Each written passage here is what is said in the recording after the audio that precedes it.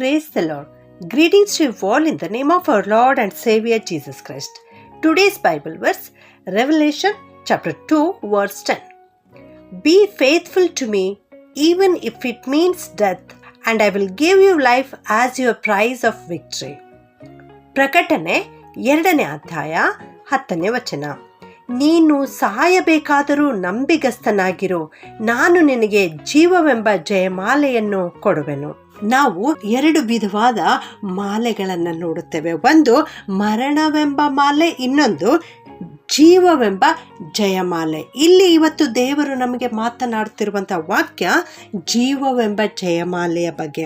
ಈ ಜೀವವೆಂಬ ಜಯಮಾಲೆ ಯಾವಾಗ ನಮಗೆ ಕೊಡ್ತೇನೆ ಎಂಬುದಾಗಿ ದೇವರು ಹೇಳ್ತಾ ಇದ್ದಾರೆ ಅಂದರೆ, ನೀನು ನಂಬಿಗಸ್ತನಾಗಿರುವಾಗ, ನೀನು ಕರ್ತನಿಗೆ ನಂಬಿಗಸ್ತನಾಗಿ ಜೀವಿಸುವಾಗ ನಿನಗೆ ಜೀವವೆಂಬ ಜಯಮಾಲೆಯನ್ನು ಕೊಡುತ್ತೇನೆ. ನಿನ್ನ ಜೀವಿತದಲ್ಲಿ ಅನೇಕ ಕಷ್ಟ ಸಂಕಟಗಳು ಬರಬಹುದು, ಸಾಯುವಂತಹ ಪರಿಸ್ಥಿತಿ ಬರಬಹುದು, ಆದರೂ ಕೂಡ ನೀನು ನನಗೆ ನಂಬಿಗಸ್ತನಾಗಿರು, ಆಗ ನಾನು ನಿನಗೆ ಜೀವವೆಂಬ ಜಯಮಾಲೆಯನ್ನು ಕೊಡುವೆನೆಂಬುದಾಗಿ ದೇವರು ಹೇಳ್ತಾ ಇದ್ದಾರೆ ಪ್ರಿಯರೇ.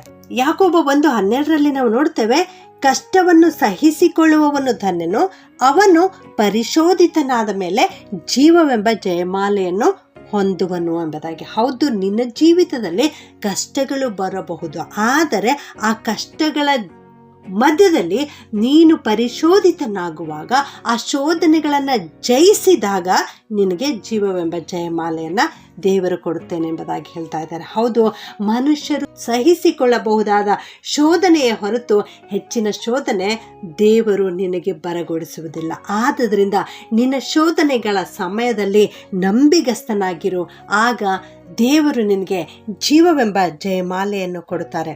ಆದಾಮನ ಪಾಪದ ಮೂಲಕವಾಗಿ ಈ ಲೋಕಕ್ಕೆ ಮರಣ ಎನ್ನುವಂತಹ ಮಾಲೆ ಬಂತು ಪ್ರಿಯರೇ. ಆದರೆ ಮುಂದೆ ಯೇಸು ಕ್ರಿಸ್ತನು ಕಲ್ವಾರಿಯಲ್ಲಿ ಶಿಲುಬೆ ಮೇಲೆ ಮರಣವನ್ನು ಅನುಭವಿಸಿ ಆತನ ಆ ತ್ಯಾಗದಿಂದ ನಮಗೆ ನಿತ್ಯ ಜೀವ ಎನ್ನುವಂತಹ ಮಾಲೆ ದೊರಕುವಂಥದ್ದಾಗಿದೆ. ಹೌದು, ನಮಗೆ ನಿತ್ಯ ಜೀವ ಸಿಗುವಂಥದ್ದಾಗಿದೆ.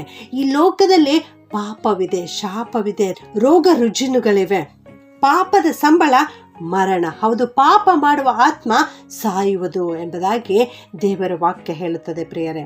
ಯೋಹಾನ 6:47 ನಾವು ನೋಡ್ತೇವೆ, ನಂಬಿದವನಿಗೆ ನಿತ್ಯ ಜೀವ ದೊರೆಯುವುದು ಎಂಬುದಾಗಿ.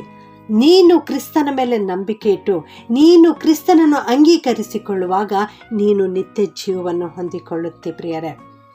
ಯೋಹಾನ 17:3 ಯೇಸು ಸ್ವಾಮಿ ಈ ರೀತಿ ಹೇಳ್ತಾರೆ, ಯೇಸು ಕ್ರಿಸ್ತನನ್ನು ತಿಳಿಯುವುದೇ ನಿತ್ಯ ಜೀವ ಎಂಬುದಾಗಿ. ಹೌದು, ಯೇಸು ಸ್ವಾಮಿ ನನಗಾಗಿಯೇ ಈ ಲೋಕಕ್ಕೆ ಬಂದಿದ್ದಾರೆ.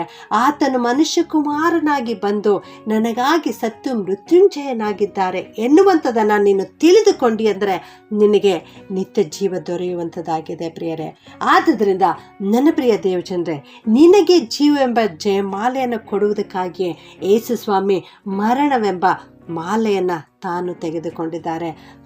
ನಮಗೋಸ್ಕರವಾಗಿಯೇ ಘೋರ ಮರಣವನ್ನು ಆತನ ಅನುಭವಿಸಿದ್ದಾನೆ ಎಂಬುದಾಗಿ ನೀನು ತಿಳಿದುಕೊಂಡು ಕೃತಜ್ಞತೆಯ ಭಾವದಿಂದ ಕ್ರಿಸ್ತನ ಕಡೆಗೆ ತಿರುಗಿಕೋ, ಕ್ರಿಸ್ತನನ್ನು ನಂಬು, ಆಗ ಆತನು ನಿನಗೆ ಜೀವವೆಂಬ ಜಯಮಾಲೆಯನ್ನು ಕೊಡುತ್ತಾನೆ. ನೀನು ಕ್ರಿಸ್ತನನ್ನು ಪ್ರೀತಿಸುವವನಾಗಿ ಕ್ರಿಸ್ತನಿಗೆ ನಂಬಿಗಸ್ತನಾಗಿರುವುದಾದರೆ ಖಂಡಿತವಾಗಿಯೂ ದೇವರು ನಿನಗೂ ಕೂಡ ಜೀವವೆಂಬ ಜಯಮಾಲೆಯನ್ನು ಕೊಡುತ್ತಾರೆ. ಪ್ರಾರ್ಥನೆ ಮಾಡಿಕೊಳ್ಳೋಣ. ಪರಿಶುದ್ಧನಾದ ನಮ್ಮ ಪರಲೋಕದ ತಂದೆಯಾದ ದೇವರೇ, ನಿಮಗೆ ಸ್ತೋತ್ರ ಉಂಟಾಗಲಿ ಕರ್ತನೆ. ನೀನು ಇವತ್ತು ನಮಗೆ ಕೊಟ್ಟಿರೋ ವಾಕ್ಯಕ್ಕಾಗಿ ವಂದಿಸ್ತೇವಪ್ಪ.